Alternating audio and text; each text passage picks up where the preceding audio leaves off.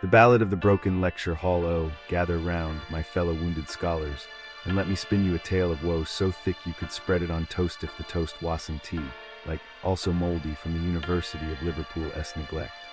Picture this, you bright-eyed and bushy-tailed, metaphorically, because let us be real, the stress balding is real, hand over 9,000 pounds 9,000, like a sacrificial lamb to the academic gods, and what do you get? A canvas login screen, not even access, just the screen, because if your phone number changes, poof, gone like your will to live, and when you beg for help, the student support stares at you like you've asked them to solve cold fusion. Oh, you can login, have you tried being born richer? But let us talk about the lectures. Oh, the lectures. Imagine a room full of zombies, not the cool, apocalyptic kind, but the IV given up on life kind staring at their phones, while some professor mumbles into the void like they were reciting the terms and conditions of a microwave manual. No passion, no volume control, just the sweet, soul-crushing sound of a monotone voice explaining nothing while you question every life choice that led you here. Why am I paying for this? Why am I alive? And don't even get me started on the modules. You sign up for computer science, and suddenly you ray in the history of medieval basket weaving because oopsie, no correlation. You try to drop it, denied, you ask why, silence. It's like they want you to fail so you'll pay again next year.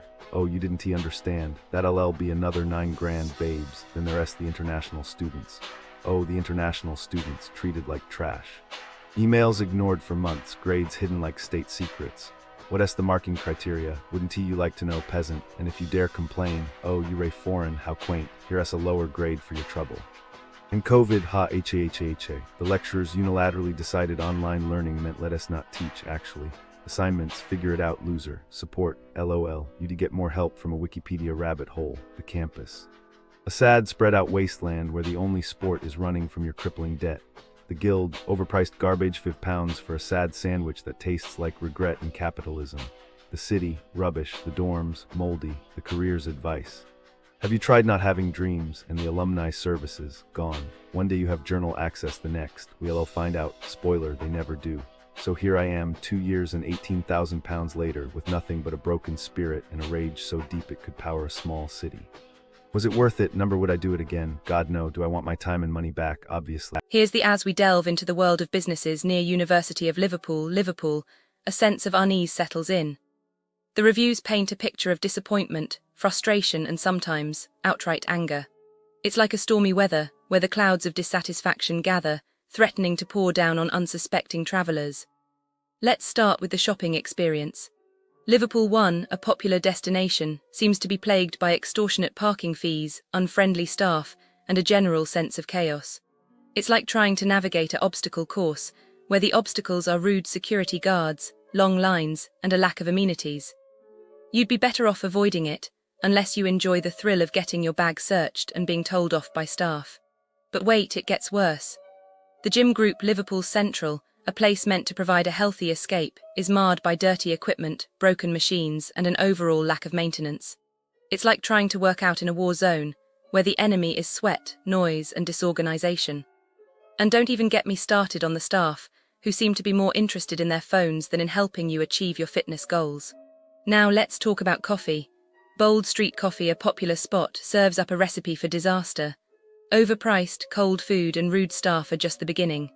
It's like trying to order a cup of coffee in a bad dream, where the barista is more interested in checking their Instagram than in getting your order right.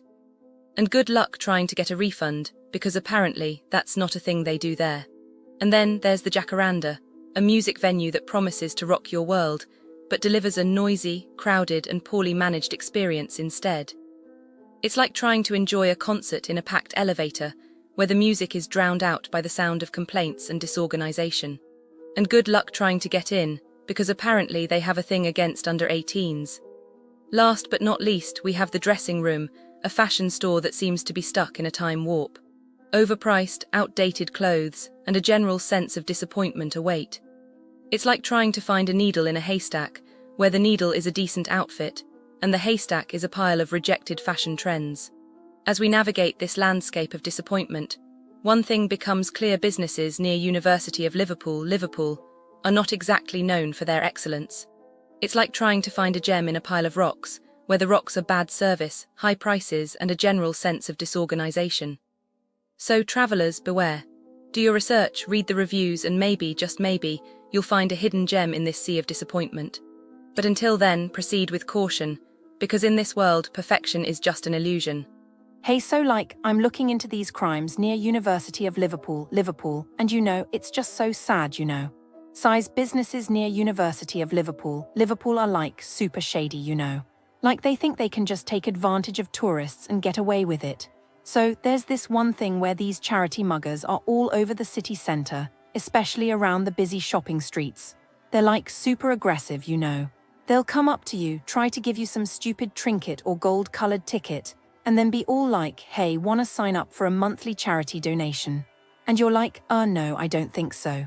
But they won't take no for an answer, They'll just keep pushing and pushing until you give in. And the worst part is only like 20 of what you donate actually goes to the charity. The rest is just for their administration and wages, Like what even is that? I predict that the person who got scammed was probably like, oh, I want to help, I'm a good person, and then they got roped into giving their money away.